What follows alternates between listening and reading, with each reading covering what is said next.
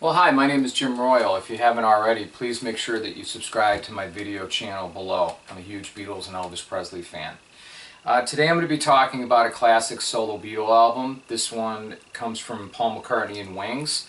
It's called Wings at the Speed of Sound. It was originally released in 1976 in March of that year. This album was recorded rather quickly.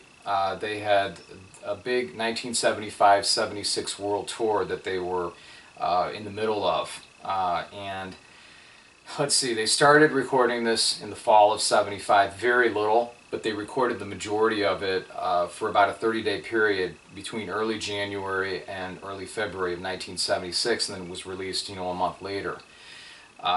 Due to that, I think some of the material could have been a little stronger. The other thing, too, that I found interesting, of the 11 songs, Paul McCartney sings lead vocal only on 6 of them. So that means that the other members sing lead on the rest. And I thought that that was also a weakness on this album. But I'm going to show you some of the positives also on it. First of all, let me tell you quickly about who the band was at this time. You had Paul McCartney and Linda McCartney. Linda would play piano and keyboards and sing backing vocals. Then you had Denny Laine, who was an ex-member of the Moody Blues. He would play rhythm guitar. He was also play a little bass. He would do some keyboards, piano, and he would do backing vocals. And usually he would contribute at least one vocal, lead vocal per album. He would sometimes write his own material. And then the other 2 members, this was constantly revolving during the whole time of the band. He had Jimmy McCullough, who was the lead guitarist. He was with the band for 3 years. And then you had an American, Joe English, who played drums, and he was with the band for about 2 years. All right, well, let me start telling you about it. The first song is called Let 'Em In. Let 'Em In is just a fabulous song. It's one of my favorite Paul songs from the 70s. In fact, I think it's so good, it probably could have been on a Beatles album. That's how much I love it. The beginning of the song, it has a doorbell that chimes, and that was actually the doorbell that belonged to Paul and Linda McCartney's home. I thought that was pretty interesting. And it's almost like it starts out like, he says, somebody's knocking on the door, somebody's ringing the bell, do me a favor, open the door and let him in. So he has a guest, like a bunch of guests, like, hey, go open the door, let those people in. He talks about Martin Luther, he talks about Phil and Don, the Everly Brothers, who were a big influence on the Beatles and him. He talks about Brother Michael, who was his brother. He talks about Auntie Jin, who was his real aunt. And he says Brother John, which I'd like to think he was talking about John Lennon. Wonderful song. This did not make it to #1. I think it was a #3 song on Billboard, but I think it's really one of his best. And I remember as a boy listening to it in the car. A lot of times when I would get to listen to music, would be in the back seat, listening to whatever my parents had on the radio, and I remember they played this all the time. This was on the radio all the time in our bicentennial spirit of 76, here in America. So it brings me back great memories. The next song on here is called The Note You Never Wrote. Paul wrote this, but he gave it to Denny Laine to sing. Denny Laine does a good job. In fact, does so well, he sounds very much like Paul McCartney. I think it's a nice song. I just don't think that it should have been the second song on the album. I think I probably would have put it on the second half of it. It would be a good B-side. Very interesting song. The subject matter, the notes you never wrote, and what he's talking about are all very interesting. But I just thought, this is something I think they probably should have more of a rocker, or maybe something that more people could relate to, because you have this nice song, Let 'Em In, and then it goes over here like way out, and then it comes back. So, but it is a good song.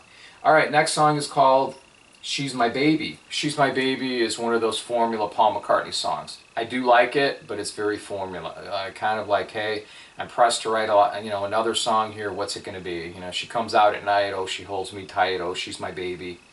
It's all right. It's a fun song, though. I will give him credit for that. The next song is called Beware My Love. Beware My Love is probably the showcase of this album as far as a rocker goes. Very much of the times. I do like it a lot. I loved it when I first got, I got the cassette. I would play it all the time. Really enjoy it. I think it's one of their stronger songs on the album, and they did actually a better job of it when they performed it live during their '76 tour.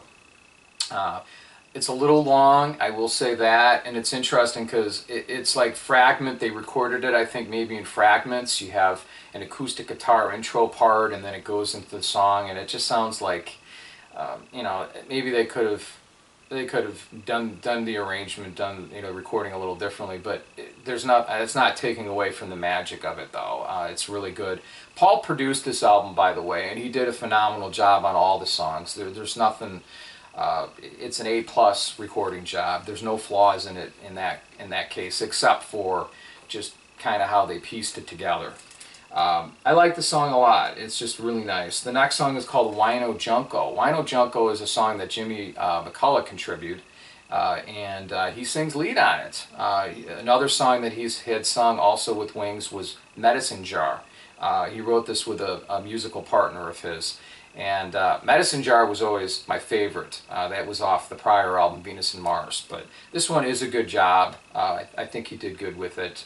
It's very much from the period, you know, that mid-'70s period.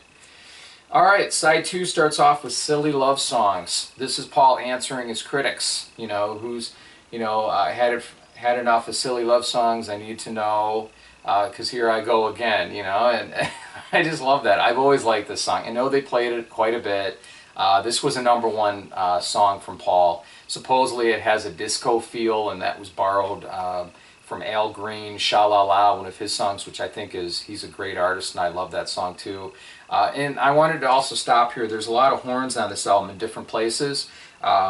You have Tony Dorsey, Thaddeus Richard, Steve Howard, and Howie Casey all contribute, and this is probably their best contribution on here. They also went with him on the world tour.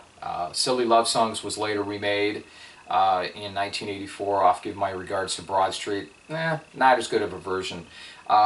Also, there's some talk that John Lennon often would say, you know, there's Paul writing those soppy love songs, you know, and this was him answering his critics and I guess John in a playful way. The next song is called Cook of the House. This is a song that Paul wrote and he gave to his wife Linda to sing. Linda, in my opinion, is the best suited at singing backing vocals. It's a cute song. I think it's nice. I do like it, but I think that if you listen to it a couple times, it's kind of like, you know, it's okay.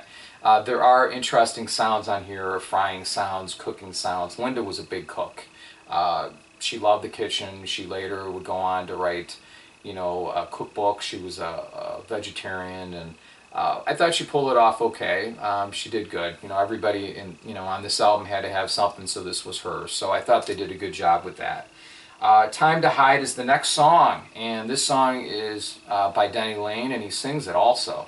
Sings lead. One of my favorite on the album, and I think the band really gels well together with it. They performed this live on their tour.